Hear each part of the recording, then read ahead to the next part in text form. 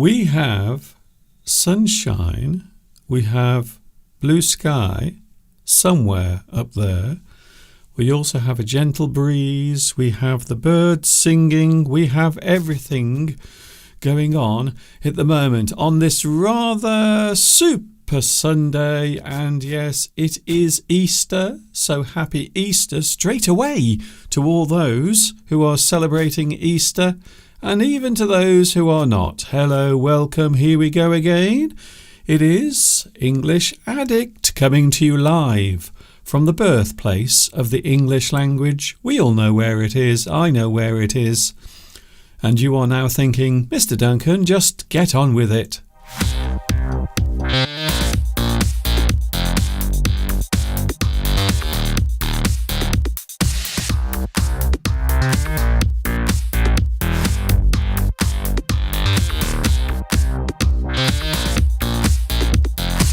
Super Sunday! It sure is a Super Sunday. Here we are again. Oh my goodness, what a surprise. Hi everybody, this is Mr. Duncan in England. How are you today? Are you okay? I hope so. Are you happy? Do you have one of these on your face? Do you have a special Easter smile today? I wonder. I have one or two reasons to be happy. First of all, it is Easter. It's also public holiday, so lots of people this weekend are enjoying an extra day with tomorrow being Bank Holiday Monday as well. So many people will be off. So no doubt lots of people in the UK are relaxing, and perhaps you are doing the same thing. Maybe you also have a public holiday where you are for the Easter celebrations. Anyway, I hope you have one of these on your face, and even if you don't, I will try to put one there over the next 2 hours. Oh my goodness, I know what you're thinking. Do we really have to stare at your face for the next 2 hours? Well, I'm going to tell you now, you don't have to. Just look at me. We also have someone else coming up today as well. He will be here. Yes, you know who I'm talking about. You know the person. It is, of course, Mr. Steve. He will be with us at 2:30. He's been in the garden once again, busily doing all sorts of things. I think he was trimming his bush. I think that refers to the gardening. I'm not sure, but he did tell me this morning that he plans to trim his bush today. I assume it has something to do with the garden. By the way, I am Duncan. I am Mr. Duncan. Some people call me that. Some people call me other things. Apparently the other day I heard someone say that Mr. Duncan, he is a cult. At least I think that's what they said. So coming up today we have lots of English, lots of subjects to talk about. Oh my goodness, on this Easter Sunday. For many people it is a special day, so I suppose first of all I should say Happy Easter to all those who are celebrating, sharing all of the celebrations. And I know in many countries around the world, across Europe, over towards, I suppose, the Far East, the Balkans, South America, many people also observe Easter in a very big way. In fact, Mr. Steve's sister was on holiday recently in Spain, and she said that there were loads of huge celebrations taking place leading up to Easter. In fact, she said one of the celebrations took place all day and also into the night as well. So I would imagine that is something that is common in many countries. And I'm sure you are thinking, Mr. Duncan, what about in the UK? Do you still have big Easter celebrations? I have to say we don't. We don't do it as much as we used to. I remember growing up, we would often have Easter celebrations, lots of festivities, festivals, celebrations, gatherings, pageants. So quite often people would march or go through the streets wearing their fancy clothing. There would often be some sort of theme connected to those things. So when we talk about pageant, we are talking about a very exciting celebration involving people and also activities. Quite often there will be some sort of display going through the streets. And I do know in many countries around the world, Easter is celebrated in a very big way. So if you are doing that, have a super duper time. Of course, the other reason why I'm feeling happy is because Easter involves food. And if you are a regular viewer, you will know that I love food very much. I am a big fan of food, especially sweet things. So, Easter, gifts, chocolate eggs, eating lots of lovely, delicious food, hot cross buns. There is another thing a lot of people will eat over the festive period known as Easter. And it is interesting that with many festivals, many religious festivals, there is always food involved somewhere. That is one of the reasons why travelling can be a good thing, because if you happen to be in another country where a certain celebration is taking place, you don't just have the opportunity to witness some lovely cultural moments of time, you also have a chance to sample some very interesting food. So I would always say that food is a big part of any type of celebration, including, I suppose, birthdays. We often think of food being served during birthdays, but with certain celebrations, certain types of festivities, we will often have lots of delicious food as well. Which brings me back to my original point about my desire for chocolate. Quite often we will give each other Easter eggs, and imagine my surprise this morning when I woke up and there it was. Look, a lovely big Easter egg. Now this is not a huge one. It's not a really, really big Easter egg, because to be honest with you, I'm trying to cut down on the amount of chocolate and junk food that I'm eating at the moment. But here we go. Look at that. Mr. Steve presented that to me this morning. Isn't that lovely? A lovely big Easter egg. Also, it happens to be my most favourite brand of chocolate as well. So what about you? Did you receive something nice for Easter? Maybe some chocolates? Maybe a box of chocolates? Flowers, perhaps? I suppose when you think about it, there are many things you could buy someone for Easter. Something as a gift.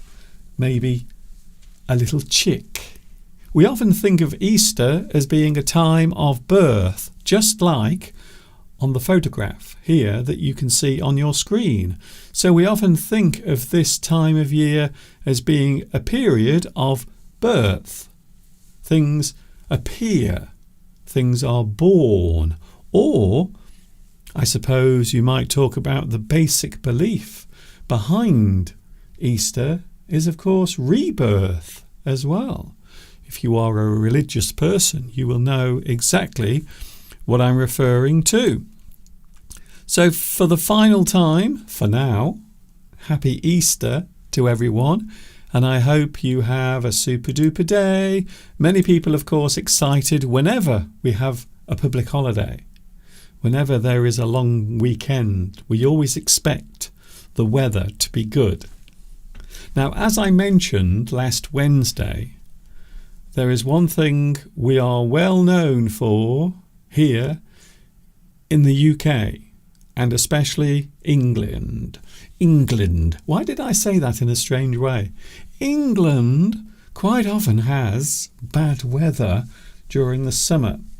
So we have had some unpleasant weather, although today we have beautiful weather.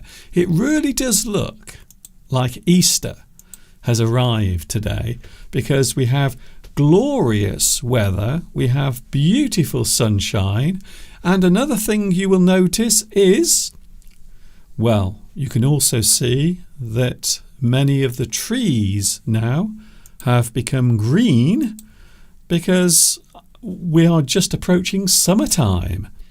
One or two people say that summer has already arrived, others don't think so.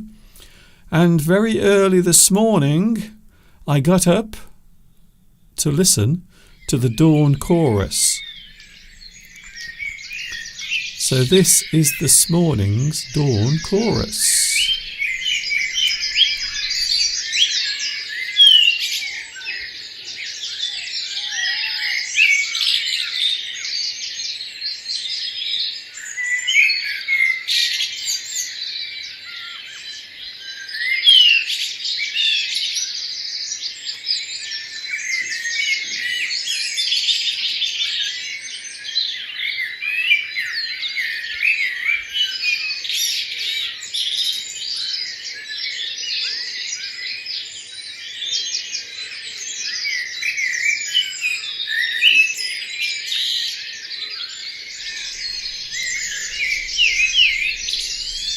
Isn't that lovely? So this morning I got up very early because I wanted to capture the dawn chorus. And of course the birds sounded extra excited this morning.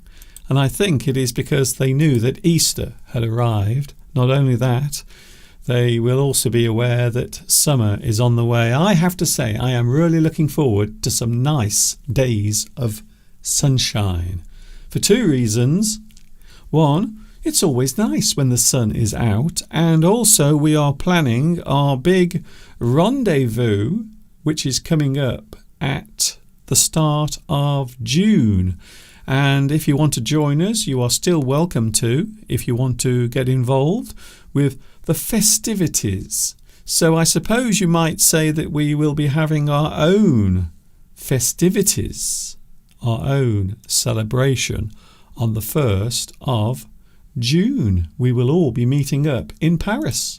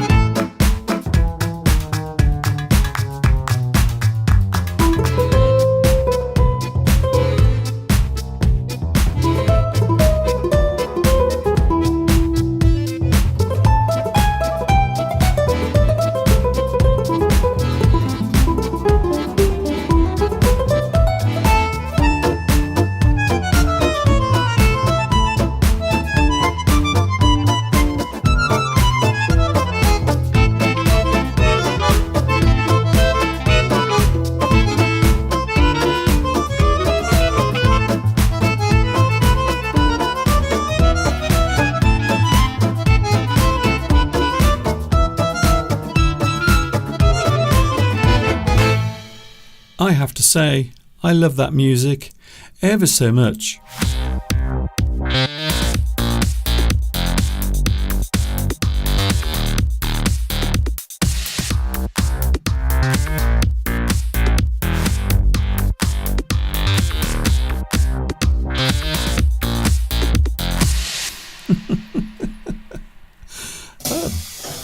Okay.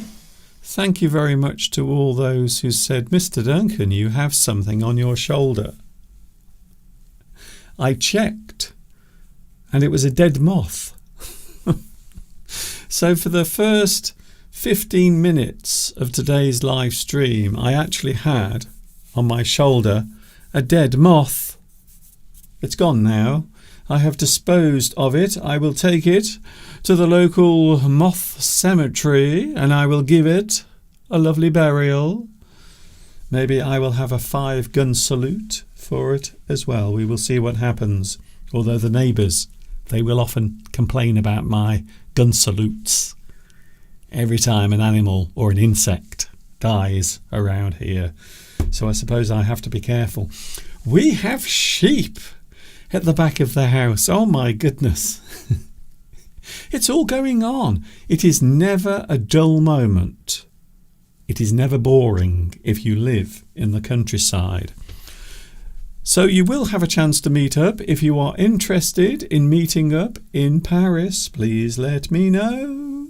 The email address is underneath this video, the one you are watching right now. Something I've forgotten to mention, of course, is the live chat. Hello to the live chat. Lovely to see you here on this Easter Sunday. Who was first? Oh, very nice. In first place, we have the champion. He is back with his very fast finger. It is Vitas.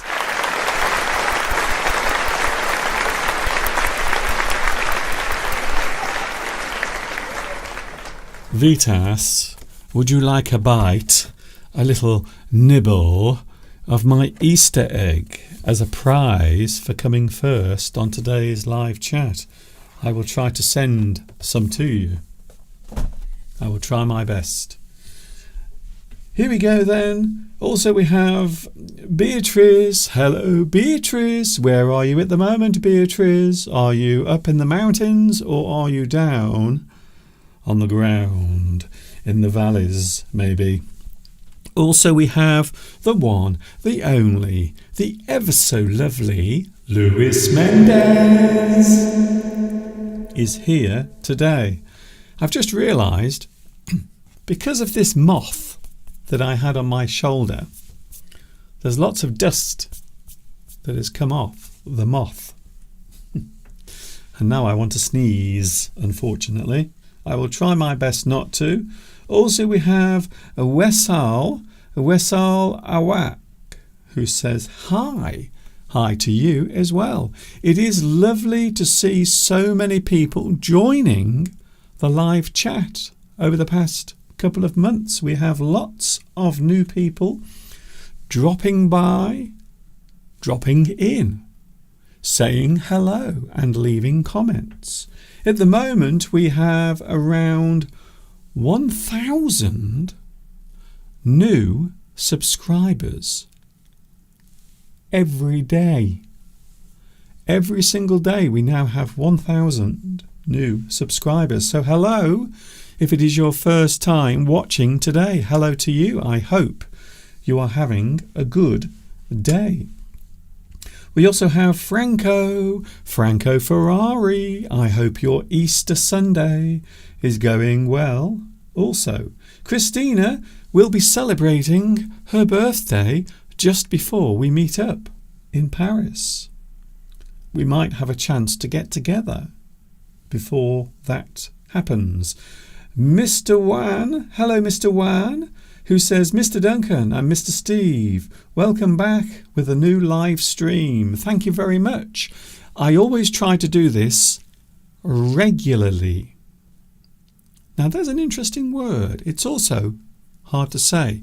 If you do something regularly, it means you do it often. Or normally you will do it at a certain time, a certain point of time. You do it regularly. Or we can say regular. You have a regular schedule. So my regular schedule is Sunday and Wednesday, 2 p.m. UK time. is when I'm here with you. And, and don't forget, the moth. The moth is getting its revenge on me. Don't forget, by the way, there are lots of new English lessons also on my YouTube channel, as I try not to choke to death on the live stream. Rosa is here. Hello, Rosa. Marcia. We also have Palmyra as well. Nice to see so many people here today. Maurizio. We also have Fabio. Hello, Fabio. Fabio Gomez, who knows exactly what I like to eat. It is chocolate, definitely. You are right. Nico is here. I think you should have... Oh, yes, thank you, Nico. You were the first person to tell me about the dead moth on my shoulder. It has gone now. Sadly, it didn't fly away. It is no more. It is an ex-moth, unfortunately. Hello also to... Who else is here? I want to say hello to Saturino. Typical yummy food. Oh, yes. Casatiello and Pastiera. Is that pastry? Is that a type of cake? I'm just reading your message here. I'm not sure if this is for me or maybe it is a reply to someone else. I'm not quite sure. Hello, Pitaj Babu, who says, hello, Mr. Duncan. Hello to you. It's lovely to have you here today. I am going to show you my sheep in a few moments because, of course, it is Easter. So at the back of the house at the moment, we have lots and lots of sheep. And unfortunately, there is only one lamb at the back at the moment. So we have lots and lots of sheep, but only one lamb running around. I will show you that in a few moments from now. Today we are talking about food. Food you can eat every day. Food that is essential for your survival. And, of course, food that you could eat every day if you had the chance. I can think of at least 4 different types of food I would eat every day if I could. But unfortunately, those types of food are normally unhealthy. Unfortunately, for me, they are unhealthy. So I probably won't be doing that. As I mentioned, we have sheep at the back of the house. We also have cows, not at the back of the house now, but in the past we've had them. And after that, oh yes, he is coming up, the one, the only Mr. Steve. He will be with us in a few moments from now. Today we are talking about lots of subjects, including the word blag. Have you ever heard of the word blag? What does it mean if you blag? What is the meaning of the word? We will be talking about that as well today. As I mentioned, we have sheep at the back of the house, and here they come right now. This is something I filmed yesterday at the back of the house. So this is a lovely view at the back of the house of all the sheep that arrived just a few days ago. And then after that, we have Mr. Steve. He will be here live. Don't go away. This is English Addict.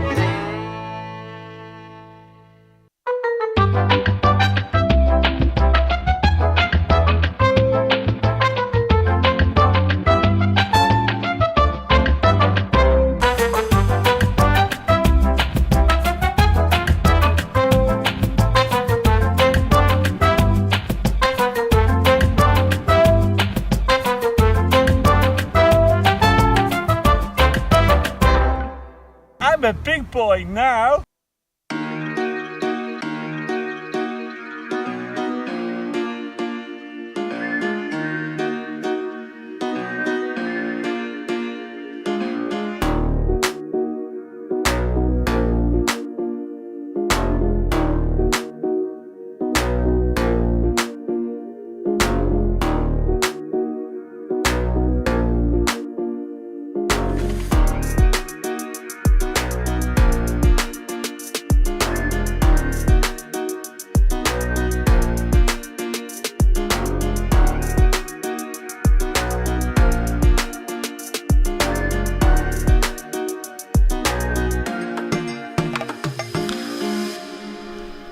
This is English Addict, coming to you live from the birthplace of the English language, which is, of course, England.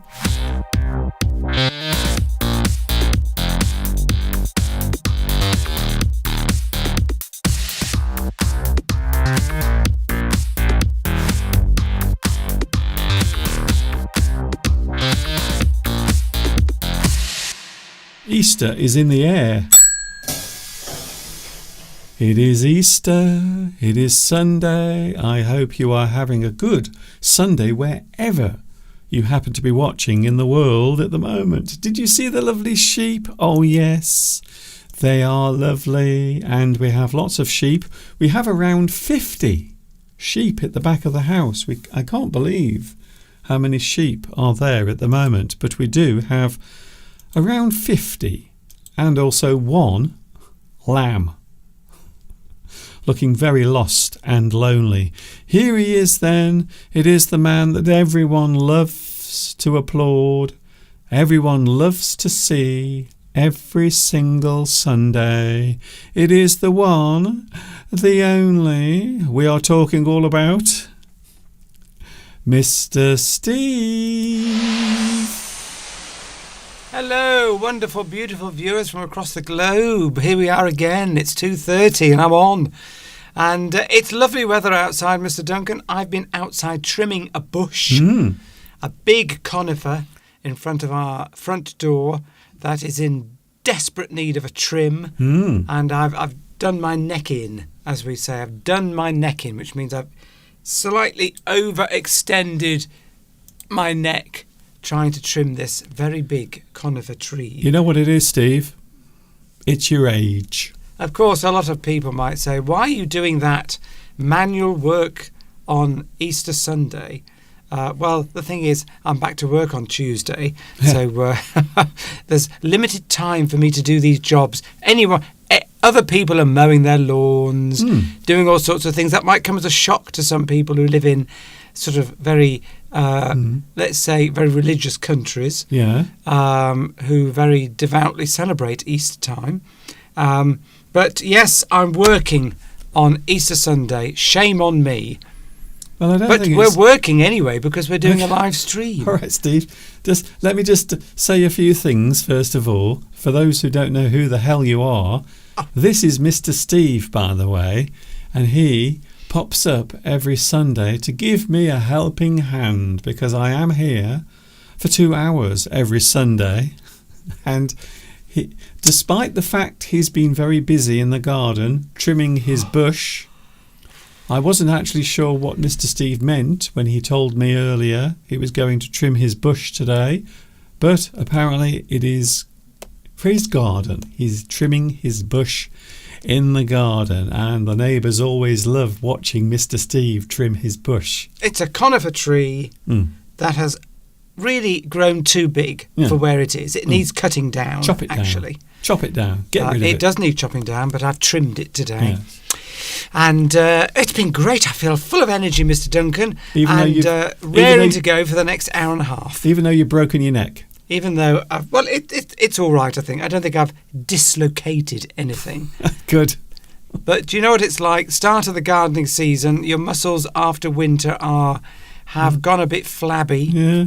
And they're not used to the effort that is required in gardening. Yes, as I've already said, we know why. We know why that is. It's old age, Steve.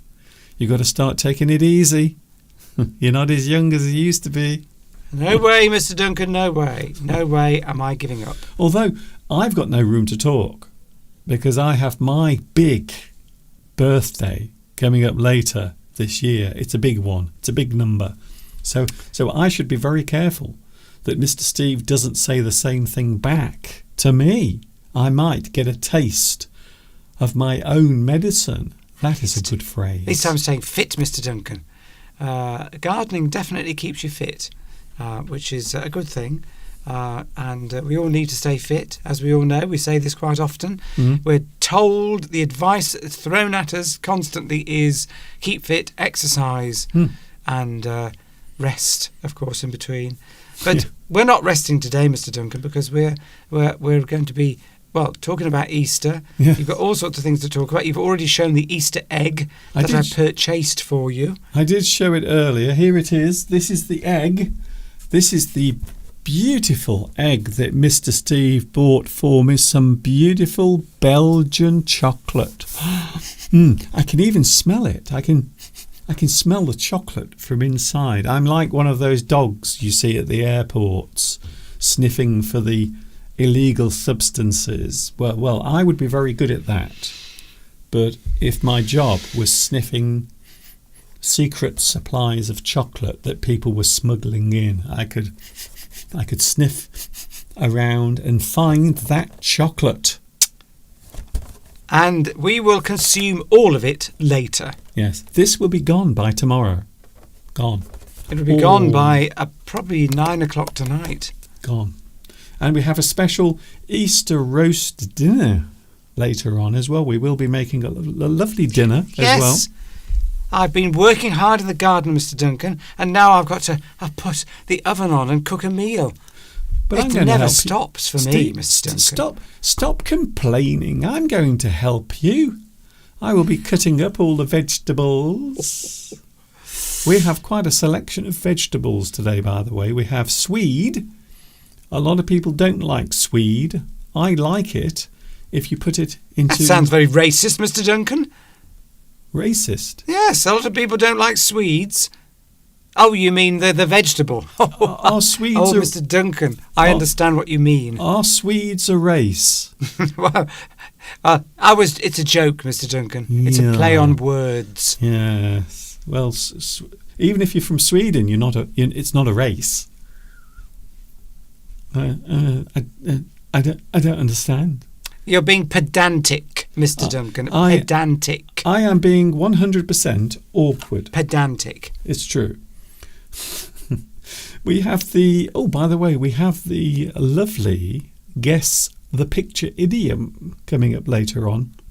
By the way, if you are wondering what's happening to me today with my throat, when I started today's live stream, Mr. Steve, there was a dead moth on my shoulder.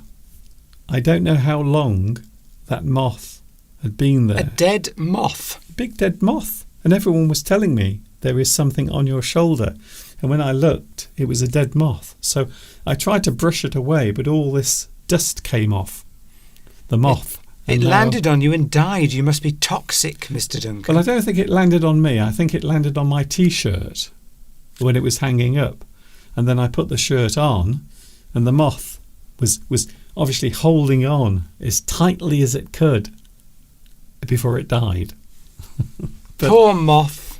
Poor moth. Well, I'm having a little... Let us remember him well. Yes, we hardly knew him. We hardly knew that little moth, Mr. Steve. What was the life of that moth? We'll never know. Where did it flutter?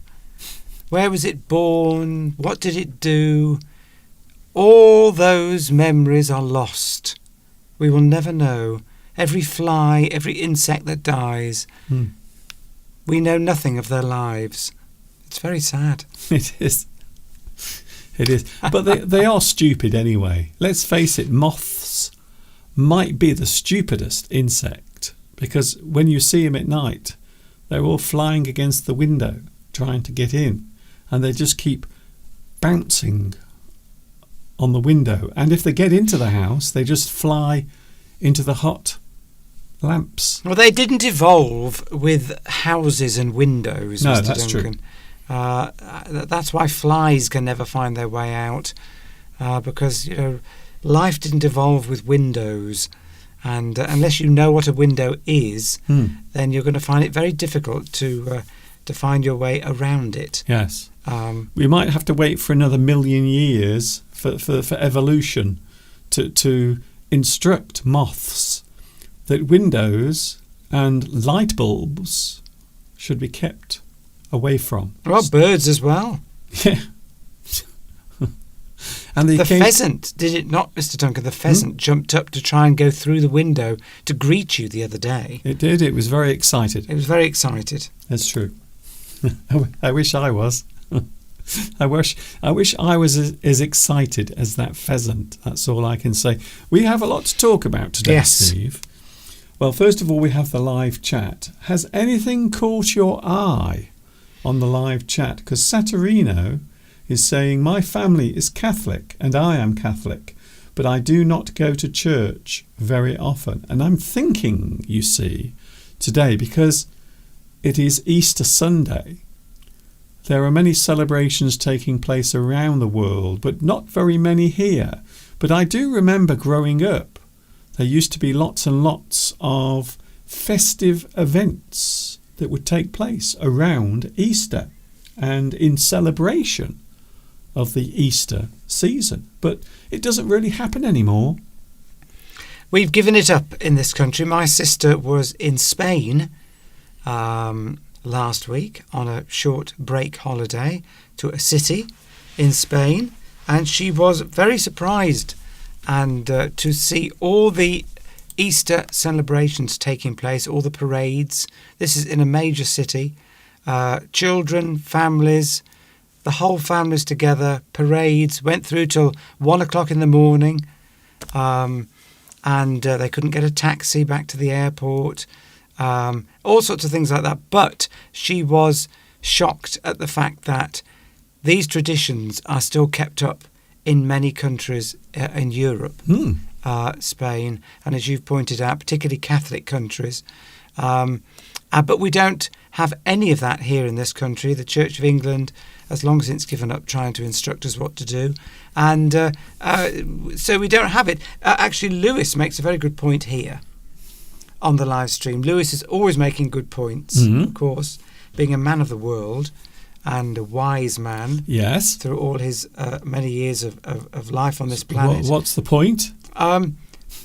That he specifically asks somebody, but the point is, when you're talking about religion, you can be, are you a believer or do you actually just follow the traditions? Because if you grow up in an environment where a religious environment, religious culture, where whatever that religion is, and there are lots of traditions that go along with that. Yes. And sometimes they're very nice to do. But you might want to take part in those traditions, but you might not necessarily, as you get older, you may not have the actual belief. Yes. But you might still want to take part in the celebrations. Well, let's face it, Steve. In this country, we have big festive events over Christmas, but I would imagine most of the people celebrating Christmas would not go to church. They don't go to church every Sunday, and maybe they just view Christmas time as a time to have some fun with the family and give lovely presents to their children and generally have a nice time. And I think Easter has been the same in this country for a long time. I think people view it as just another opportunity to have a break, a holiday and eat some lovely food. Just as many people go to church to get married because they want to be seen getting married in a church, that's still got a lot of kudos, a lot of impact when you get married in a church, but those people that are getting married don't necessarily go to church regularly or even believe in the religion, the church they're going to. Yes. But they want to get married in a church because that's what people do. It's a tradition. It makes people feel good. It gives an impact to the vows and everything. But in a way, they're not really being true to the religion. They're just using the religion and the church to get married. They don't actually believe in anything that's being said. So it's a bit sad, really. Yeah. Is it, though? Well, I suppose. Look, Steve, I made this point to you this morning. We wouldn't be here now talking like this. That's all I'm saying. That's all. It's not a debate. It's not a debate. No, I'm just making comments. Yes. I'm not judging. No judgment taking place. Good. Judgment is not for me. It's not for mere mortals. It is only for the one above. You're not turning into Russell Brand, are you? You haven't found Jesus suddenly, have you? Do not be judged. Do not judge people, lest you be judged yourself. Okay, what's that from? I don't know. Oh, okay. But it's just a sort of a way to live life, really. Not to judge other people, because we're not perfect, and somebody might judge us, and then we'll feel bad. See, if you want to get really biblical, you could say, "He who is without sin can cast the first stone." Yes. That means that if you are with sin, you should not accuse other people of being sinful, because you have your own. And that doesn't have to be doesn't have to be a religious thing. It can just be just the way you might want to live your life, because we're all human. We all make mistakes. Yes. Nobody's perfect. So to judge somebody else for their behaviour when you don't know the context or where they've come from. And anyway, if you look back in your life, then, we've all, I won't use the word sinned, but we've all done things that we regret, that other people might say, I don't agree with that behaviour, think that's wrong. So, yes. My list of regrets gets longer and longer as I get older.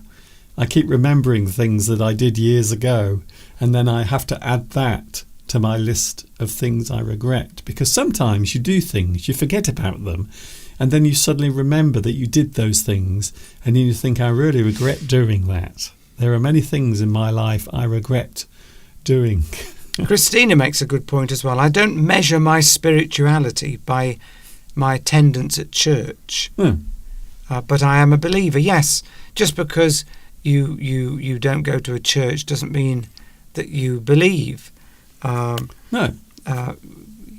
There isn't a requirement to do that, because, it's all about what you do privately yourself. Yes. Yeah, and of course the message is that if there is a person directing everything. I thought you were doing some aerobics then. I thought you were going into a higher intelligence. This is some sort of exercise that Steve now does every day. An all-knowing being. Then they will know. Yeah. They will know what you're doing, what you're saying, what you're thinking, whether you believe or not. Although about 90% of them are hypocrites at some point. Mr. Steve, we've got to move on, because move on. Okay, yes, that's what I just said, Steve. And we're moving on, yes. Okay, Steve. Oh, it's 2:52, everyone. It feels much later. It feels a lot later than 2:52, trust me. So here we are. Today we are talking about food, my favourite subject. In a little while we will be talking all about food, and we are looking at an interesting word. This is an interesting word that we hear quite a lot. If there is something in life you have to do, something you have to maybe attend, something important in your life, maybe something you are trying to get done, or something you wish to achieve.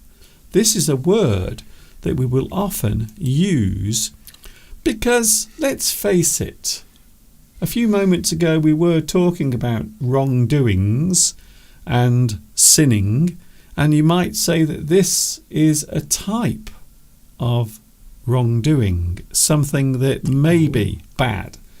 But I think, Steve, this is something that lots of people do. Here is the word. I will put it on the screen. I'm going to explain it first of all, Steve, and then we will talk about this because I think it's a very interesting thing. The word is blag. There it is. The word is blag. Now this word can be used as both a noun and a verb. In this sense, at this moment, I am talking about the verb use of blag. So it might be a word that you've never seen before, but it is something many people do when we are trying to achieve something. Maybe we are attending a job interview, maybe we are trying to get into the local nightclub and we don't have any tickets. Sometimes you have to blag, to talk one's way into something or somewhere by the means of exaggerating or telling untruths, obtaining something through trickery. Now this does sound like something that could get you put in prison, but it isn't that bad. Blagging or to blag means to slightly exaggerate things. You are exaggerating your abilities, the things you can do. For example, in a sentence, Mr. Steve, we will have to blag a little if we want those free tickets. I blagged my way into the job. So it is an interesting word. Blag. To blag means to say things or to appear to say things in a certain way, or maybe your whole character can be used to obtain or get something. So that's why we often use the word blag. It is a word we use to show that we are trying to get something, and of course we might occasionally exaggerate. The state of using one's charm. Well, we know all about that, don't we, Steve? We know all about charm. Because, let's face it, Mr. Steve is very, very charming. The state of using one's charm and persuasion, or a certain amount of exaggeration in a situation to obtain something, is blag. And in this sense, we are using it as the noun. The secret of getting in for free is to blag. The blag never fails when you really want something. To blag as a noun and to do it as a verb. So, Mr. Steve, I'm sure you know what I'm about to say or about to ask. I'm about to say, at some point in a person's life, there might be a moment when it is necessary to blag.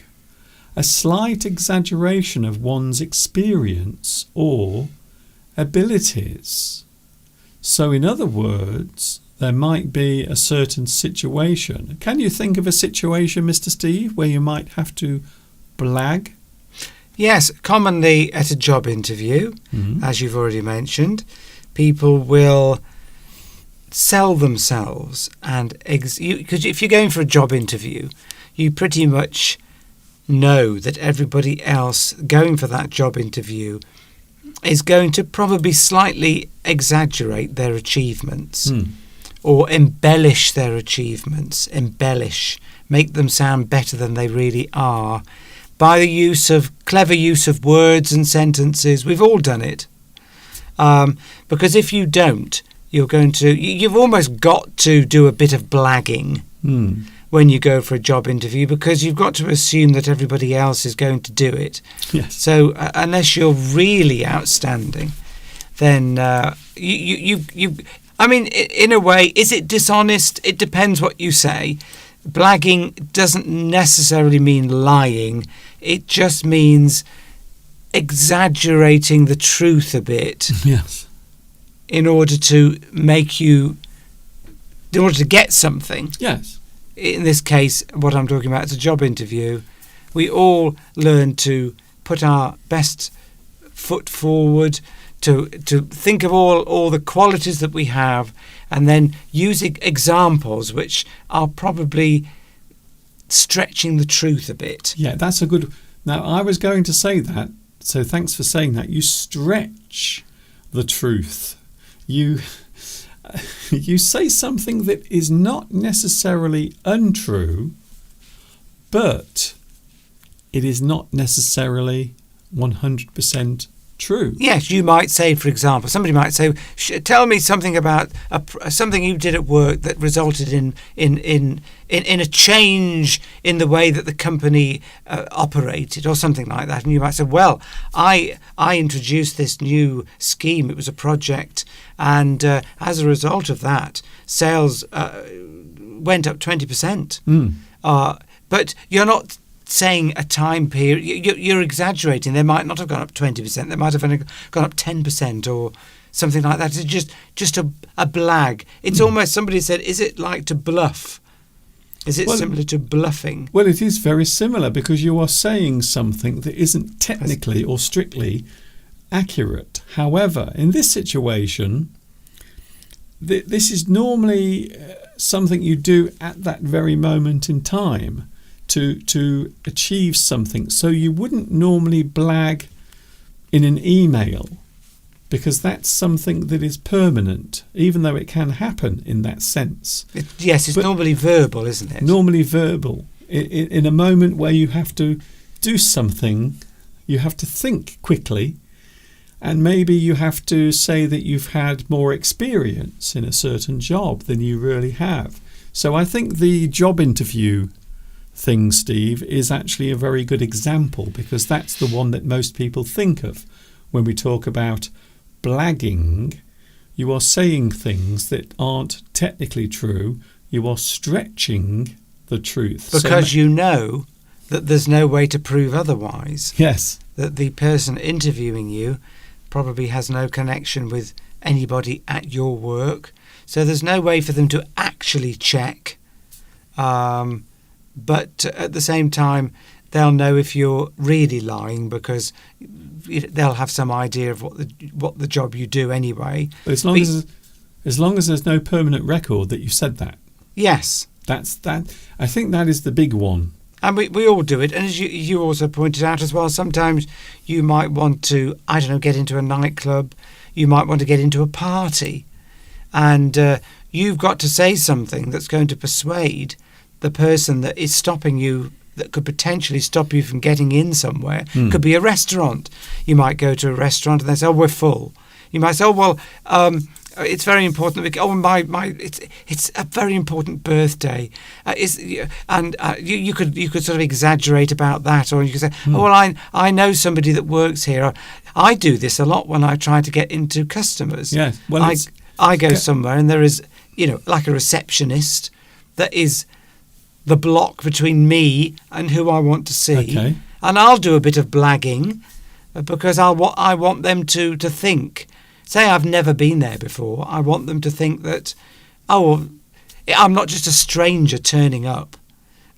Even if I am, I might say, so I'll mention a few names that I've looked up on the internet about who works there. Oh, last time I saw Julie knows me, or something like that. And so that makes them feel, oh yeah, he must know what he's doing. I'll just phone up and see if they're free.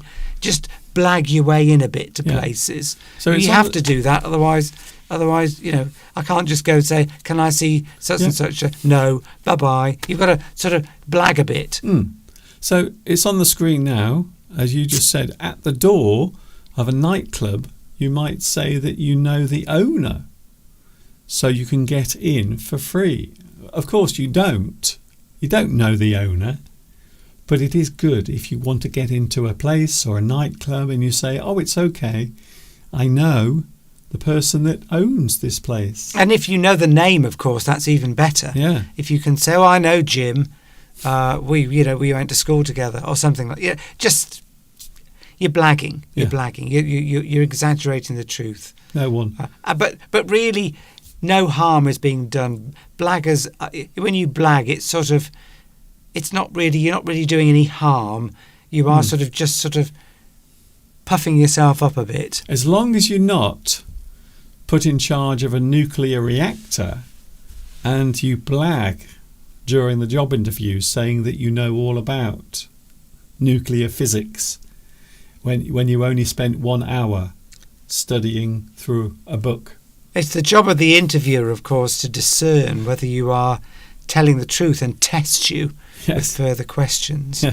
So blagging, I think, and this is what Steve just said, in fact, you might blag during a job interview or even during your job, your normal job. I think it would be fair to say, even though it might get me into trouble, I think most people at some point in their lives blag. They will, at some point, they will stretch the truth. They will exaggerate slightly because there is something they want to achieve. They know they can do it. They are confident enough to do that thing, but they might just be judged negatively. So if you stretch that thing slightly, instead of them rejecting you, they might actually say, "Oh, I think you are the guy. You're the one we are looking for." Yes, you might have done a project at work that did result in some improvements in the efficiencies or sales or something. But then so you might have genuinely done something, but you might exaggerate its benefits for the interview. I mean, we've all done it, and you sort of have to do it at a job interview because you assume everybody else is. I had a friend recently. Should mention no names. Don't mention a name. I can't remember their name. Good. And they were going for a job interview at the same company that I was. So we had a conversation because they wanted to know. They wanted to ask me some questions so that it would give them an advantage when they went to the interview because they were being interviewed by my manager, my boss. So I told them all about what we do, how it works, what are the best things to say at the interview. This person used to be in the same job as I was, but has been out of it for 10 years, wants to get back in. And at one point, I said, say that you've done meetings with large groups of people, because that's what we do in my job. We like to get lots of people, customers together, and then get a speaker in to talk to them. Because that sort of thing. That seems to me like a very important part of that. It's an important part of the job. And she said, well, I never used to do that in my previous job. She said, I can't talk about that because I've never done it. But I reminded her that she had done it. She might not have organised it from the start, but she definitely was at meetings where there were lots of customers and the speaker was there and she was talking to the customer. But so I said, you can mention it. I know you've done it. I've been there with you. And she said, but I didn't organise it from the start. I can't possibly say that in an interview. That would be lying. But so your kind of suggestion there would be, maybe you could blag slightly. Yes, because she would have. This person knew the process of how to set a meeting up like that. She just hadn't done it from start to finish. Yes. Well, I mean, you wouldn't say, "Oh no, I've never done that." You would know what the process was. So that's when you're blagging. If that's part of the experience required to do that job, you must at least have an understanding of it. And if you haven't done it, say that you've had experience doing it. Yes. Do not. Don't say, well, I've never actually done that really physically, properly. I've never actually done it. Because if that is a part of the job, then there is a good chance that you've just blown your chances. Which is what happened, unfortunately. She didn't get the job. But, I'm not saying she would have got the job if she had said about the meetings, but employers are, particularly if you're in sales, then whether you're telling the absolute truth is not so important as the fact that you're able to blag a bit, because they know that you'll have to do that with customers anyway. So if you can't do that... Yes, that is interesting. At an interview situation, then they'll be thinking, well, they can't even convince me of anything. I know that might be a slight exaggeration, but if they can do that to me in an interview, they'll be quite good in front of the customers selling something, because you've always got to exaggerate if you're in sales a bit. It's part of the job. All selling is exaggeration. If you ever watch any TV commercial, everything on there is exaggerated a little bit, because if they were really honest with you, if they said this toothpaste might actually not work for you, or your teeth still might fall out, you would never buy the product. So it has to say your teeth will be bright and smiling, and you will have lots of people wanting to marry you overnight. You always talk about the good points of your product, whatever that product is. Could be, if you're going for a job interview, you are the product that you are trying to sell. You're selling yourself. You're selling yourself. And as you say, you don't see TV adverts pointing out the disadvantages of their products. They only point out the good things, the advantageous things. Like an electric car, they don't point out that it might only, they might have a spectacular design, and they're going up and down mountains and up steps, and they've got their beautiful partner by their side, and they're happy, their lives are complete. But they don't tell you, for example, that it might only have a 100-kilometre range or something, or there's some other problem with it. That they only talk about the good things, and that's blagging. Yes. When you're only talking about the benefits of you or your product or whatever it is. But again, it's a good example of the job interview, where I think we all just accept. We accept all of that. We know that every person that comes through the door that we have to interview, they are all blagging, because that is part of the game that we call life, I suppose. So everyone is slightly exaggerating their abilities, exaggerating themselves, because they have to stand out from the crowd. It's true. To sugar the pill, says Beatrice. Yes. Very similar. A tall tale, says Saturino. Yes. So yeah. It's there's truth in there. Yes. But it's exaggerated. Yes. And of course, we all know people. We all know a blagger. You can tell by the way they're talking, because no one's that good. Yeah. And they usually don't stop for a break, because they know that if they stop talking, you'll have chance to think and ask a question. So blaggers tend to talk a lot, and they don't want to break in the conversation, because that gives you a chance to think. But anyway, that's blagging. Yes, it is. It is an interesting part of human interaction, where people are having to deal with each other to embellish the truth. So here is another way of describing that particular action. To embellish the truth, or make something seem more than it is, might be described as blagging. So you are blagging, you are exaggerating, you are embellishing to make something appear more attractive to someone else. Add details or exaggerate a certain thing. Your ability, the amount of time that you've done something for, or maybe to pretend that you know people that you don't know. You have no idea who they are, but if you say you know them, it might give you some sort of advantage. So I think it is very interesting that deception, and let's be honest, it is a type of deception when you think about it.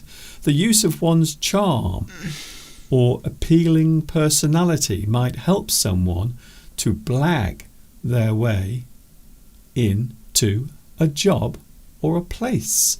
An attractive person, and I think, Steve, we have to talk about this. I think we do have to talk about this.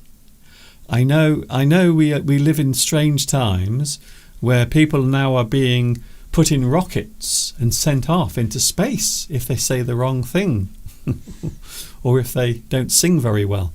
An attractive person with a charming persona might have an advantage.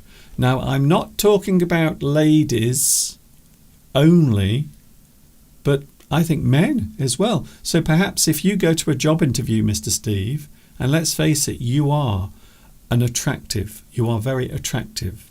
I think if you went for a job, and this is why Mr. Steve always gets jobs, by the way. Huh. He turns up to the job. Are you saying that I'm a mimbo, Mr. Duncan? No, that's exactly what I didn't say. I said that's part of your charm. Well, not at my age, surely. No, you what you do, you look and you flutter your eyelids with those beautiful eyes, those sparkling jewel eyes. And Mr. Steve gets the job every time. I've never known Mr. Steve not to get a job. I've only had 3 jobs in my entire lifetime. And you got them all. 3 jobs. Yeah. Anyway, 4 jobs. We're just using Steve. It's not an examination of you. It's Are you blagging, Mr. Duncan? Are you blagging here? Are you trying to big me up, make me feel? Well, that is there something blagging. You want from me later? That's flattery. Flattery Yes. is different. Yeah. But Saturino Steve says fishermen always exaggerate about their fish. Oh yeah. They blag about. Oh, it was that big. Yes. Well, we can't see what you're doing, Steve. Yeah. It was a big fish. We still can't see you. It was that big. It wasn't that big. It was that big. Men often exaggerate about the size of their fish. So maybe their fish is just this large, a little tiny thing. We call it a tiddler. So a man will often exaggerate about the size of his tiddler. His tiddler is only small, but he will say that it was actually a big one. Guess who I can hear outside? When really all he has is a little tiddler. And a lot of men do exaggerate about the size of their fish and other things. So an attractive person, I think if someone is attractive, I think they do have an advantage. They do. Oh, definitely. They do. Definitely. Men and women, they all have that ability. Maybe a man turns up for a job interview and it's a lady conducting the interview. So he might know this already. He might turn up and make himself look really handsome and I will be charming. And maybe if I do very well, if I use all of my charisma, maybe I will get the job. Yes. So I think you have always been very successful in that area, Steve, because you are a charming person. And everyone says that. I think you're right, Bamboo. Palmyra says, is it similar to the word brag? Ooh, no. No, because brag is normally talking about something you have done or you have, something you really do have and something you have achieved. Brag is just to show off something. So you brag about it. You brag. Quite often we use that to mean you are just showing off. You brag about your new car. You brag about your big house in the countryside. You brag about your mail order bride that you ordered. Bragging is showing off. Yes. Whereas blagging is just exaggerating the truth to get something, like a job interview. They sound similar. Bamboo says, it sounds like Mr. Duncan is trying to sell out or sell Mr. Pimp Steve. is the word that... Yes, I know, but I wasn't going to use that, you see. Okay. I wasn't going to use that. But it's okay, Steve. You just say it. You say it. I'll blame you when my YouTube channel gets taken off. I'll say it's what, for that word? You'll be Steve. You'll be surprised. Haven't you heard? Everyone's being cancelled for saying things. No, I'm not trying to sell out. I'm not trying to put Mr. Steve on the market for anything in particular. Not yet, anyway. I might be putting myself on the market. I might have to go and sell myself at the back of the Guildhall in Much Wenlock again, like I did a couple of years ago. Those farmers can be very rough. They really can. So no, I'm not putting Mr. Steve on the market. Not yet, anyway. We'll see what happens.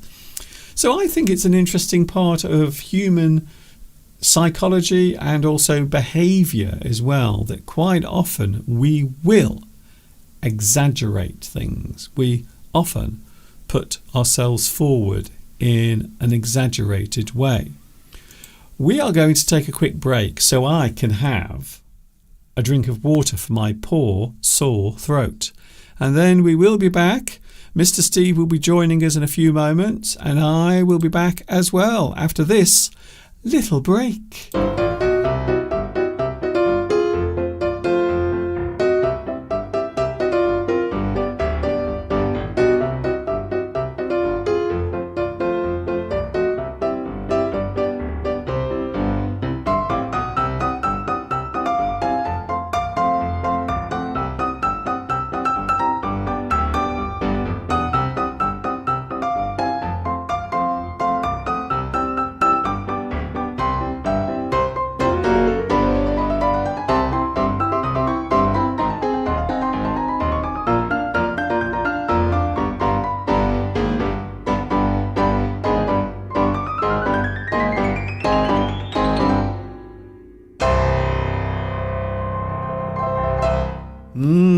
I am looking forward to having a lovely break in the sun later this year. This is English Addict coming to you live from England.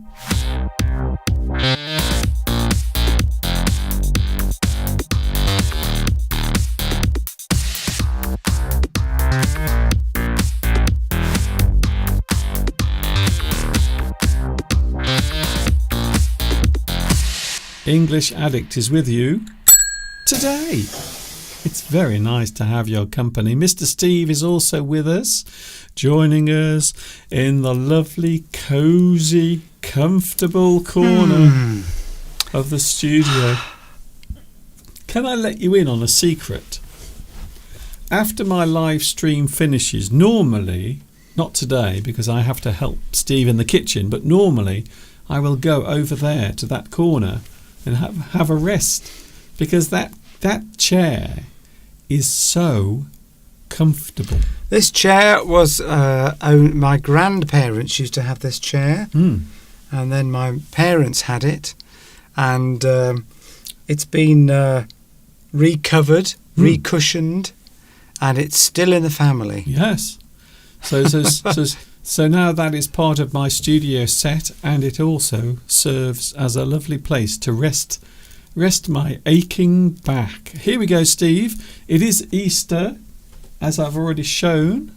We have our lovely Easter egg for later on, and we received a lovely card as well from your sister. Look at that. Isn't that beautiful? A lovely Easter wish from your sister. And do you know what that bird is, Steve? That looks like a... Don't tell me. I'm not going to. It's not a pheasant. It's yes. It's got. Yeah, I can't remember the name of it now. Oh, don't tell me though. I'll try and remember.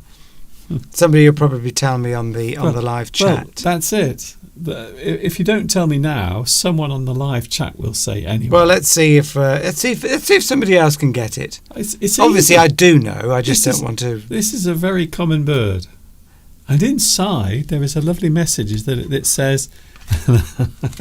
Sorry, I'm only joking. Steve says, "Don't open the card on the air," so I won't. I will definitely not show what is inside there, but it is from your sister.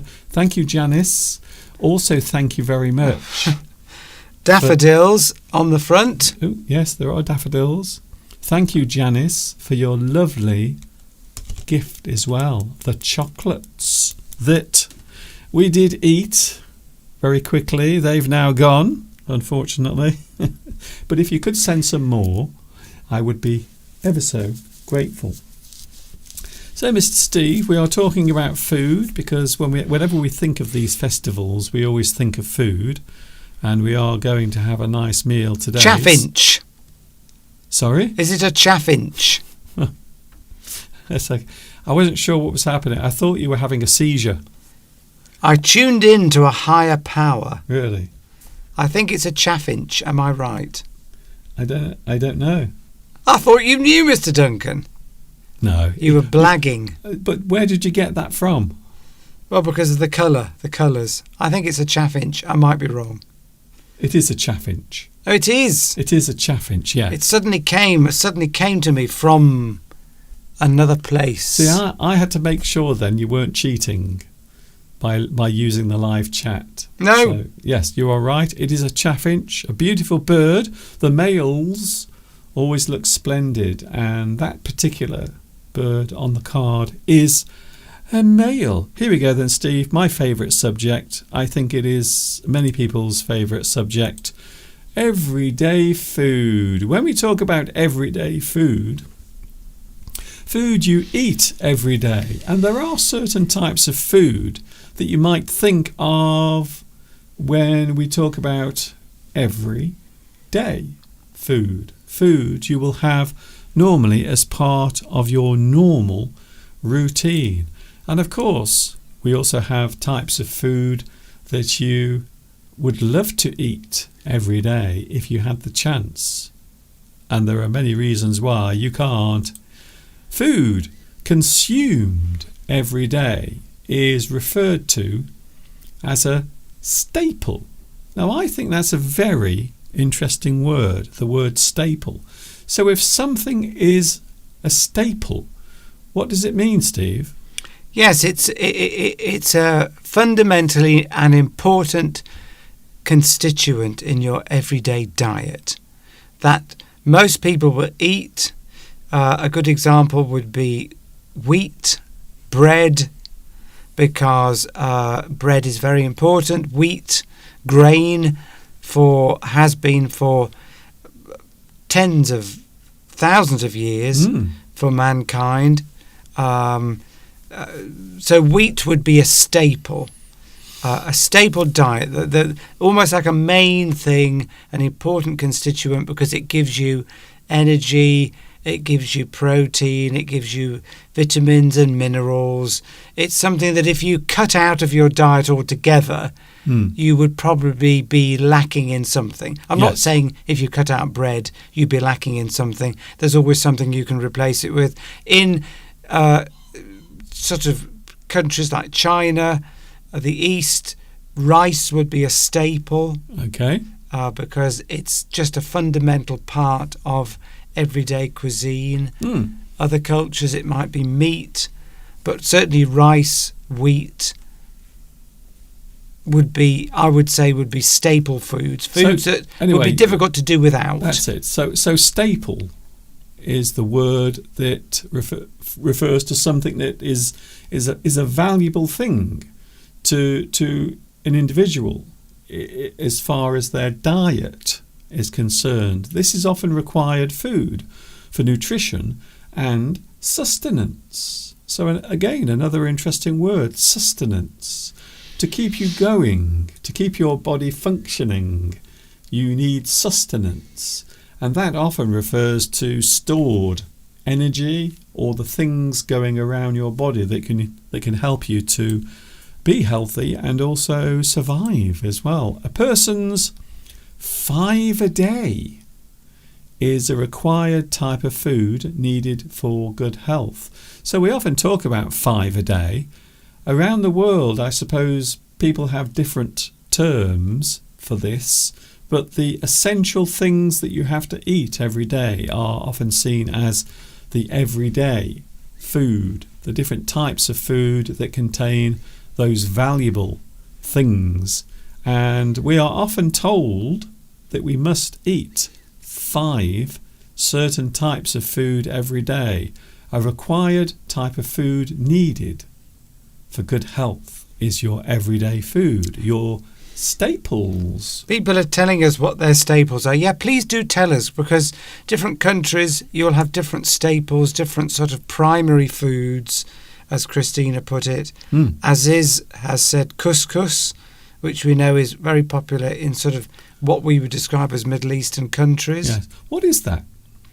Couscous, it is wheat, but it's a type of small I think it's wheat, isn't it? Couscous. See, I'm asking you. I'm not actually. See, I haven't eaten much couscous over the years. I've tried it, but I don't think I'm actually very keen on it. It's quite fluffy. I don't think it's rice. I'm sure it's wheat-based. Yes. As are a lot of diets around the world, wheat-based. But it's very popular in sort of places like Morocco. I'm just giving an example. But please tell us what the staples are in your country. I mean, we would have said in Ireland, for example, potatoes would have been a staple going back 100 or 200 years. Everybody knows about the Irish and potatoes. Or lack of them. Yes, of course they had the potato blight, which caused widespread famine, which they blame the British for. But anyway, that's another story. That would be... It's normally something that's giving you energy. So wheat, carbohydrate, giving you energy. Potatoes, carbohydrate, giving you energy. But meat, of course, is a staple. You need protein. Eggs. Somebody mentioned eggs. I think that was Beatrice. I always think that's a very good suggestion, by the way, eggs. But we always buy eggs, but we don't eat them very often, do we? And whenever we eat an egg, we always say the same thing, don't we, Steve? We should eat eggs more often. They're so delicious, but then you forget about them. Maurizio, of course, coming from Italy, mentions pasta, which of course is a staple in Italy. It is a form of wheat. Yes. Wheat is a wonderful food because you can turn it into all sorts of different foods. So you can have bread, you can have pasta, couscous, all sorts of things. So it's a very flexible food product that you can do a lot with.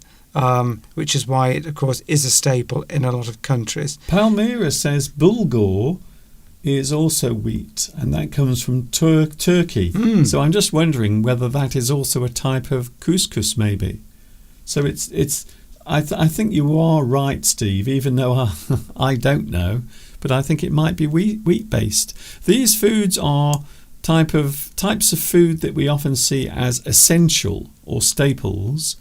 And yes, you are right, Steve. These foods are fruits, grains, vitamin-enriched types of food containing essential things that the body needs. And it is amazing, even these days, how some people still manage to not on purpose, they accidentally damage their bodies by leaving out certain types of food. They might even not even be aware of it, in fact. Of course, in France, and a staple food for them, of course, is champagne and caviar. I always imagine French people are always eating lots of champagne and caviar. But yeah, what would be a staple food in France, for example? I mean, we've been to France. There's many... French food has got many, many different varieties.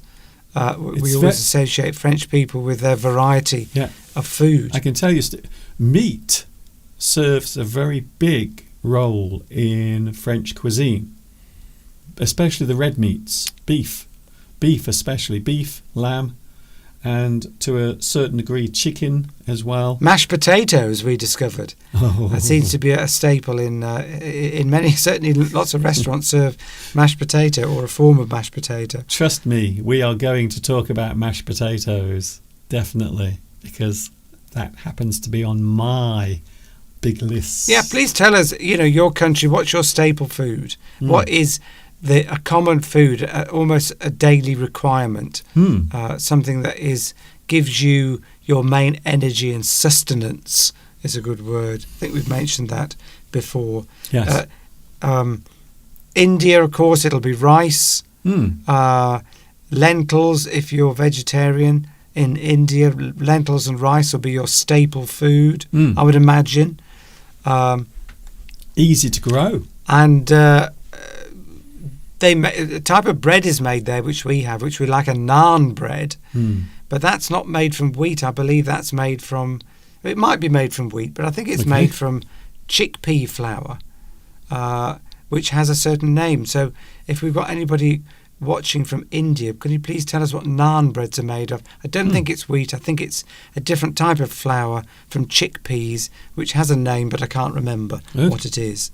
But couscous, can be made from wheat, but also can be made from flour, says as is. So thanks for that. That's quite interesting. So North African countries. Yes, so I think it is consumed in many places. I'm not keen on it because normally it's served cold, and there are certain types of food. If it is served cold, I don't really like it. We're not keen on cold food in the UK. No, we don't normally have cold food. We're not big fans. We like our food to be steaming hot. There are types of food one could eat all the time, Mr. Steve. A certain food that is one's favourite food.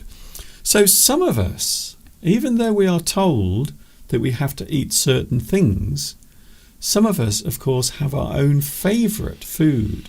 And maybe if we had the chance, so it doesn't mean that we actually do it, but if we had the chance to do it, we would love to eat it every day.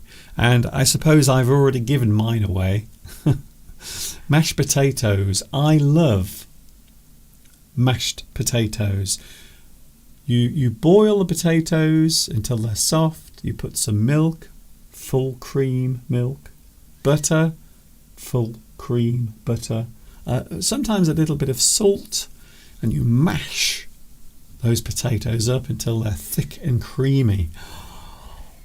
I absolutely love. That's a staple for you, really. You don't have it every day, but I think it could become a staple. I think you're probably Irish or something. That's it. Well, that's the thing, you see. I said something that you would love to eat every day, but you know it would be unhealthy.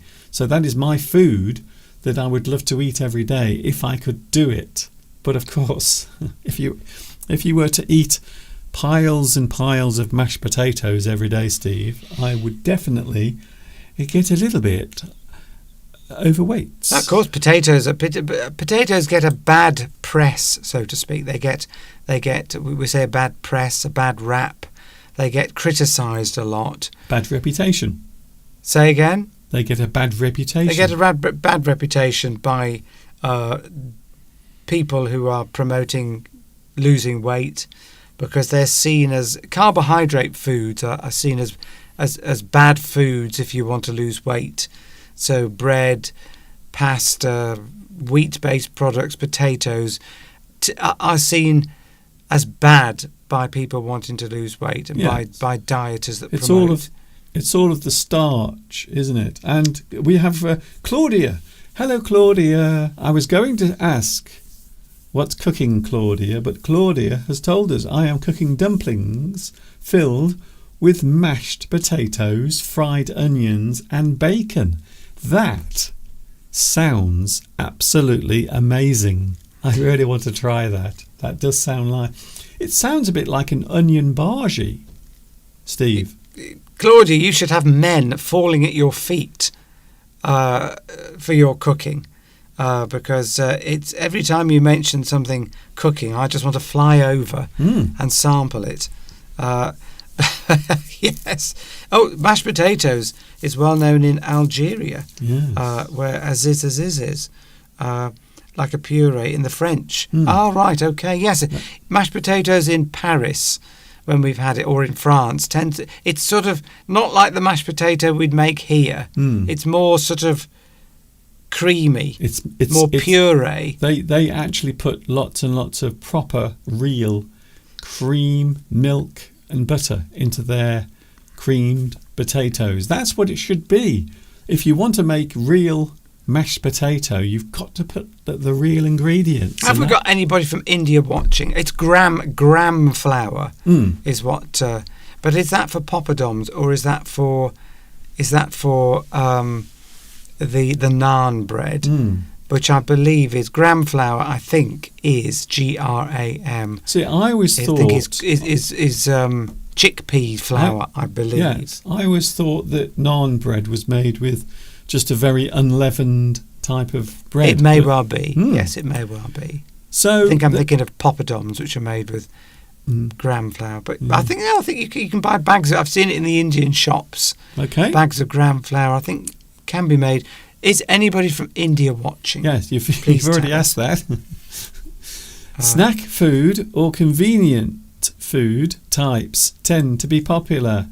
I suppose, Mr. Steve, and we all suffer from it. In fact, we were doing it last night. We had some food in the house that was, let's just say, a little bit unhealthy. A little unhealthy. Snack food, convenient food. We did eat a lot of food last night, and there's one particular type of food we love, isn't there, Steve? Does it begin with C? No, the other one. What we ate last night? Yes. Chocolate? Mexican. Sweets? Mexican. Oh, right, yes. Tacos. Nachos. No, what are they called? Nachos. Nachos, yes. They are triangular, and I think they're also made with corn or maize, and they're deep fried, and they're crispy, and there are lots of different types of nachos that you can eat, but oh my goodness, are they delicious? Yes, corn. We mustn't forget corn, which is a carbohydrate source like wheat, is a staple in some countries as well. Yes, corn. I think in parts of America certainly. Yeah, it's like a staple food, yeah, something that you'd always have in the house. Yeah, you can see on the screen there is some at the bottom of the screen. There is some popcorn. It's been there all the time. Look at those beautiful pieces of soft popcorn. Oh, that's another thing I could eat every day. Popcorn with lots and lots of sticky toffee all over them. So quite often, we often think of convenient food. Convenient food. So not convenience food, but food that is convenient. So anything that you can grab or eat conveniently. Something to obtain and something easy to prepare. I suppose one thing we eat a lot of here, Steve, is beans, baked beans. Baked beans. Yes. Straight from the tin. That's a staple food, definitely. Because we don't eat it every day, but we have it at least 2 or 3 times a week. We have baked beans on something because it's a quick, easy meal. And it's good for you. Although coming out of a can, how good for you actually is it? Yeah. Beans, various forms of beans are a staple in some countries as well. Again, carbohydrate based, but they've got protein in them as well. Yes. So various types of beans are often a staple food. Other than healthy food, there might be food we could eat every day. So I suppose potatoes are all right as long as you don't eat too many. But I could really eat them. I could definitely eat potatoes every day if I had the chance. Many people view bread. So you mentioned bread earlier, Steve. But a lot of people these days now don't trust bread. Many people view bread as not healthy. But we might eat it every day. So there is bread. And of course, I know what Steve's going to say, because we are quite self-sufficient, aren't we? With bread, yes. I bought a bread maker over a year ago now, and it's become a major part of our lives. I didn't buy it to save money. I bought it because I wanted to stop buying supermarket bread, which we know is not good for us, full of salt, additives and whatever. But in fact, it's so cheap to make. It paid the bread maker. Although I think it cost me about £100 at the time, which sounds a lot of money, but it paid for itself. I worked out it had paid for itself within 6 months. I didn't buy it to save money, but I bought it because I wanted to make healthier bread. It only costs about 70 pence to make a loaf of bread in the machine, I worked out, whereas it's £2 in the shop. So almost at least a third of the price. So I worked out that it paid for itself within 6 months, which was quite good. And we've got healthier bread. I don't feel any healthier, No. but psychologically, I know I'm not consuming lots of additives that go into shop-bought bread. There was always that thing I would always hear about bleach in white bread. So they would often bleach the grain or the flour to make the bread appear much whiter than it really was. I'm not sure if that happens nowadays. I don't know. But we do make our own bread, and we like to think that it is a little bit healthy. Brazil, they eat a lot of rice and beans. Oh. Practically every day, says Marcia. Which sounds lovely. And of course, bread. Who can resist some nice Italian or French bread, which is delicious. If it's made, if you can get your bread from a boulangerie who you know has made it properly, or some nice Italian bread from a baker, a proper baker, then you're going to be safer. We used to have a baker, a shop in Much Wenlock, but it closed down, and we didn't like have to go to the supermarket for the bread. But yes, the bread's safe. White bread, of course, is supposedly not as good for you because you want the fibre is supposed to be much better for you. But sometimes a little bit of white bread is nice. Other foods that we often eat every day, besides white bread or brown bread, of course, a lot of people these days prefer brown bread. Other daily foods include cereal. Cereal can be something you have for breakfast in your little bowl, or something you have maybe in your porridge. So maybe there is bran, there are oats. That's another very popular type of food that people like eating. And of course, I suppose chocolate, rice and pasta. But of course, the thing that most people love to eat are the things that are contained within the food. And by that, I mean sugar and salt. And I have to say, I will say it, I am slightly addicted to sugar. I do like sweet things, even though deep down I know it is not very healthy. Well, cereal is definitely would come under a staple food for a lot of people. As you say, oats, which is of course a grain similar to wheat, but traditionally we think of people in Scotland eating a lot of oats. I don't know if that's the case now, but I like porridge, but I can't have it every day. It's quite heavy. So I will have some kind of cereal every day, which is either oats or wheat-based. But yeah, you could say cereal was a staple.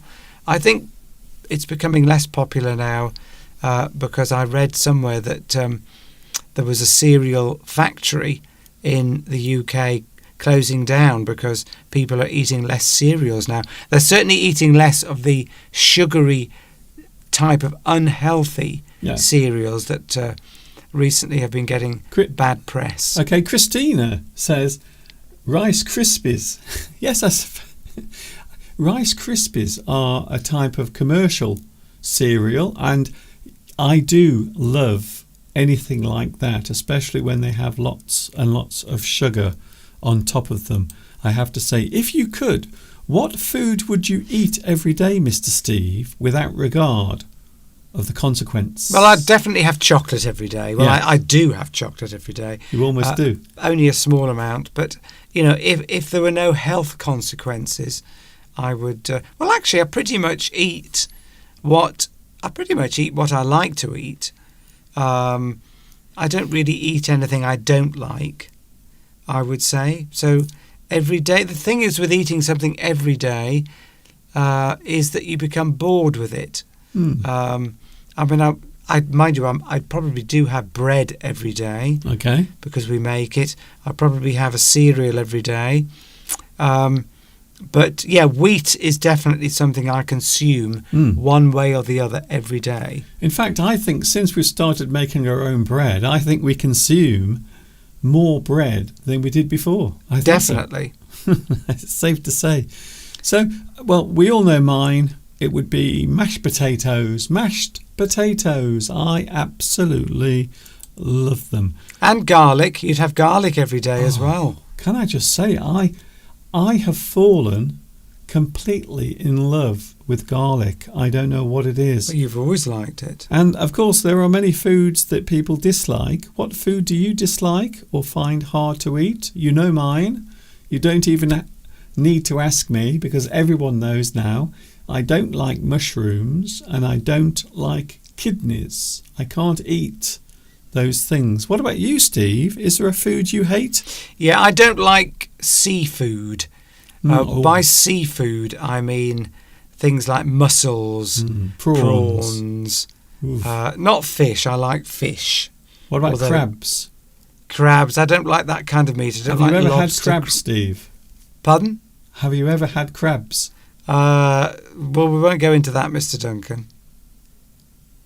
But I know what you're trying to get me to say, Mr. Duncan. No, I don't know what you're on about. There's a lotion you can get for that from the chemist. What about lobster? No, don't like anything that smells fishy. I'm not keen on. So, yeah, mussels, prawns, anything like that. I'm not keen. I remember in the 1970s and the early 1980s, there would always be someone who would go around in the pubs selling shellfish and something called whelks. Whelks. They're like little tiny fish in shells, and you take them out and you suck them down. Disgusting things. They smell not very nice. Let's just say, Mr. Steve, we only have 10 minutes left. Oh, yes, quickly. As is quickly says, do we make spicy food in England like in India and North Africa? We don't. It's not. We eat spicy food. Curries are very popular, but we don't tend to cook it at home. We tend to go out for that. Yeah, homemade. But you can buy all these things in the shops now, ready-made, can't you? You can. We don't. Not in the same way that you would make it in India and. Most people, if they're going to make a curry at home, they tend to buy it in a jar. Yes. And a curry sauce and add it to something. Yes, I suppose it would be fair to say. It would be fair to say, Steve, that the British taste is not always hot and spicy. We do like our food mild, and some might say a little bit bland. But last night I made, Mr. Duncan, one of our favourites, which is lentil dal, which is very lightly spiced. I had 3 types of lentils I put in there, and with onions and tomatoes, and put it in the slow cooker, and then we just have it with some bread. It was lovely, Mr. Duncan. Or rice. Sometimes we have it with rice. Yes. Mr. Steve, we only have 8 minutes now left. 8 minutes to do what? Well, we're going to play the game that we always play every single week. It is the Super Game. A lot of people love playing this. All you have to do is look at the picture, and contained within that picture is a well-known phrase or idiom. Yes, it is time to play Guess the Picture Idiom.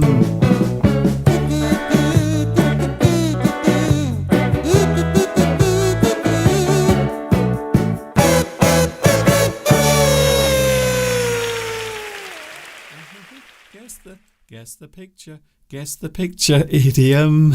That's all you have to do. Guess the picture idiom. That's not annoying. Is that annoying, what I just did there? I think it might be slightly annoying. Sorry about that. Here we go then. Oh, everyone loves this game, Mr. Steve, including you, I have a feeling. It is now time to play Guess the Picture Idiom. I will show you a picture on the screen, and all you have to do is tell me what that picture idiom is. I think these are quite easy this week. I don't think they are difficult. I think they might be quite easy. So here is the first one. If you haven't played before, I will give you some idea about how to play it.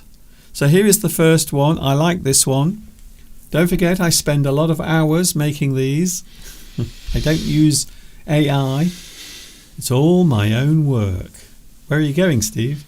I'm moving over because you like me to be visible. That's it. We like to see your lovely face, you see. That's why. Here we go. The first picture idiom. Oh. Oh. Oh, right. Yes. Ooh. By the way, do I like barbecue? Says Pedro. Hello, Pedro. Yes. Barbecue isn't something we do here. It's something that you tend to do in the summer, nice weather, which doesn't happen very often in the UK. Go to your friend's house. There's a party. Everyone's outside. And there's a barbecue. Cooking sausages or various types of meats. The problem with barbecues is people always burn the food. They think that barbecue is another word for burn. You don't burn the food. You are cooking it to a high temperature, and that's it. So the burning part is not part of the barbecue. But I've been to many barbecues where they always think that the food has to be burnt on the outside. Yeah, because everyone's worried that if they don't burn it, someone's going to get food poisoning. Yeah. In the UK, we tend to overcook everything because we're fearful of getting food poisoning. So particularly in barbecues, particularly if you're cooking chicken, and you've got guests, you don't want to undercook the meat because you will be worried about giving people food poisoning. So it always tends to come black. It's always a bit disappointing. I don't think I've ever been to a barbecue where it's ever been done where I could say to myself, oh, I really like that. Because usually it's by the time you get it, it's in a bun, it's gone cold. Yeah, and it's burnt. It's all just a bit disappointing. I'd rather just cook the meat in the oven. It's like eating charcoal. It's always a bit disappointing, barbecue food to me. My advice is don't do it. Don't have a barbecue. Just get some nice cold food, or maybe just use the oven in your kitchen like normal people Well, do. Christina was first to come up with a suggestion. Christina, thank you. So thank you for that. Can I say hello to Abiram, who asks, is there anyone from India? We do have a lot of people watching in India, so a big hello to everyone watching in India at the moment. Yes, maybe if you're from India, if you can tell us, gram flour, is that made from chickpeas, is it used to make naan breads? Why do you keep banging, Steve? So please tell us. Stop banging. Or is it just used to make poppadoms? Chickpea flour, is that gram flour, and is it used to make poppadoms and naan breads? You are determined to find out that, aren't you? I am. I've got to look it up. I could look it up. I've got my phone here. I could Google it. You could. Anyway, what's the answer, Mr. Duncan? The answer to the first guess the picture idiom. Now, I thought this was really easy. I don't know. I thought this would be really easy. But at least, Christina, you have your thinking hat on today because, yes, it is stick to your guns. So you can see now what is happening there. So you got guns and they're all sticky because someone has put glue on them. You might stick to your guns. But it is a phrase that we use quite often in English. A person who will not change their mind. They might even be a person who is resilient in their decision about something. Would you say, Steve? Stick to your guns. Yes, it means that you've made up your mind to do something and you're not going to change, even if other people, because if you believe something is right and you want to do it, then you should stick to your guns and not let other people persuade you one way or the other. Because if you had an idea to do something, it's probably because inherently you know you can do it, and you shouldn't let other people put you off. So if you're sticking to your guns, it means you're not giving up what you're doing. Yes. A bit like Donald Trump and his tariffs. He's sticking to his guns. He's not giving up with them. Is an answer. So that's the first picture idiom. Here's another one. This one's easy. I think everyone is going to get this one. I'm trying to make them easy, honestly. I'm not making them hard. I'm trying to make them easy. Trust me. Yes, Vitas. Yes, Vitas. Hmm? Be morally strong, firm in your decisions. Don't easily give up. Yes, stick to your guns. Here we go, Steve. Here's another one. This is the last one because we have to go. We always seem to run out of time. There we go. This is everyone. This is very easy. Is it? I'm worried that Steve is looking confused. I'm suddenly thinking maybe this isn't easy, but I think this is an easy one. Just say what you see. Just say what you see. What is happening there? What is that person doing? I know what he's doing, but when I think of the literal meaning of or describe that, it doesn't come up with an idiom. Oh, I see. That tells us a lot about Mr. Steve's brain today. Leap over a queue, run over a queue. Okay, Steve. Anyway, let's let the audience guess. I'm trying to help them along because it's 4:00. Oh, I see.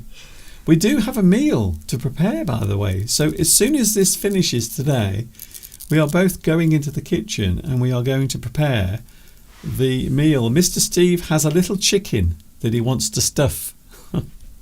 We also might have some meat as well today. Run around the clock, says Lewis. Oh, Well, okay. yes. I mean, definitely somebody is running around something. Oh, Beatrice. That's a good guess. Beatrice, a good guess there. I gave away the fact that you could be right by the way I said, oh, Beatrice. Yes. Steve, you would never ever be able to play poker with anyone because everyone would always know if you had a good hand or a bad hand, to be honest with you. But I think this was quite easy. So I was expecting everyone to get this right. On the screen, you can see the small shadow of the man. He is jumping over the letter from the alphabet, the letter Q. Yes. The answer is jump the queue. You are literally jumping the queue. To jump the queue. This is something you should never do in England. If you ever see a lot of people waiting for something, never jump in front. Never jump in front of people. It will cause fights. Fights. You never jump the queue in the UK. Yes. People will fight you. It's like a fight to the death almost. Yes. So there it is, a popular phrase. If you jump the queue, it means you go ahead of everyone else who is waiting. You jump the queue. Maybe at a bus stop. Yeah. Maybe at a popular baker's shop. Or a sandwich shop. So you can see what I've done there. We have the letter Q and the person is jumping over. They are jumping the queue. Flower said jump for joy. Well, jump for joy is an idiom. That is a well-known idiom. And I can see why you said that. And jump for joy just means that you're very happy. And you're so happy you jump up and down. But that's not the answer to this, but that is an idiom. So thank you for that suggestion. I'm feeling as if I want to jump for joy because we have reached the end of today's live stream. The 2 hours have literally flown by. They've gone by so quickly, and it is almost time for us to say goodbye. I have enjoyed today's live stream. Have you enjoyed it, Mr. Steve? Of course I have, Mr. Duncan. But all this talk of food has made me very hungry. Because, yes, well, you know what has to happen now? We have to go into the kitchen to prepare the meal. We have a little chicken that we're going to stuff and roast. And I will be peeling potatoes, of course. Of course I'm going to peel potatoes. And Mr. Duncan will always peel far too many potatoes. So Mr. Duncan, he looks at the potatoes in the saucepan and then adds another third. And there's always far too many potatoes. I love potatoes. What can I say? I can't say anything else, but I love potatoes. Well, also, before we start cooking our meal, of course, I made some hot cross bun cake yesterday in the bread maker. So it's got spices in it that hot cross buns have in them. The loaf that Mr. Steve made yesterday, it's huge, and we're going to have some of that as well before we start preparing the meal. I think we will be eating our meal at around about 6 o'clock tonight. Lovely to be here and interact with you all. Be lovely if we could see you, but we can't. But we can interact through the live chat.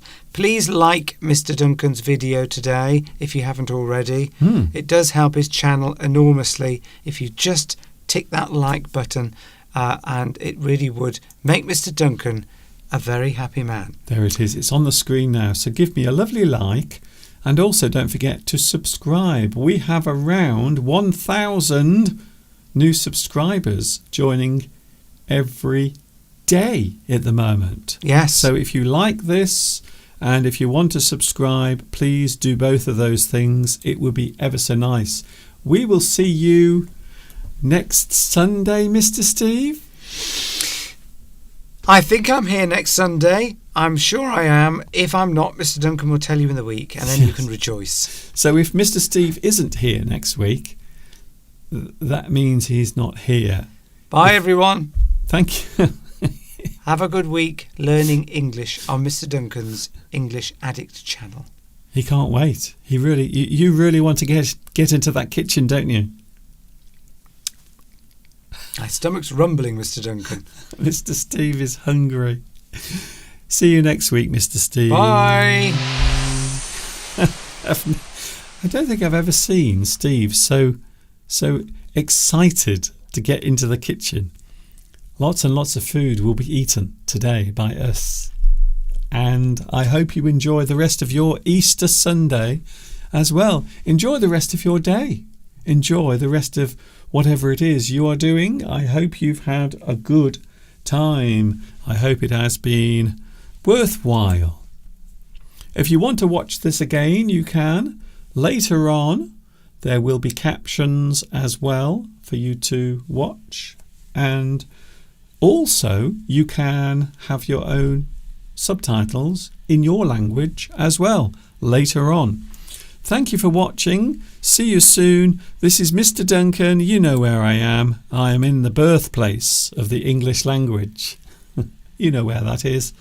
It is, of course, England, saying thanks for watching. I am back with you during the week. I am with you on Wednesday. Don't forget also to look out. Look out for new lessons. There are lots and lots of new lessons posted on my YouTube channel. Check those out as well.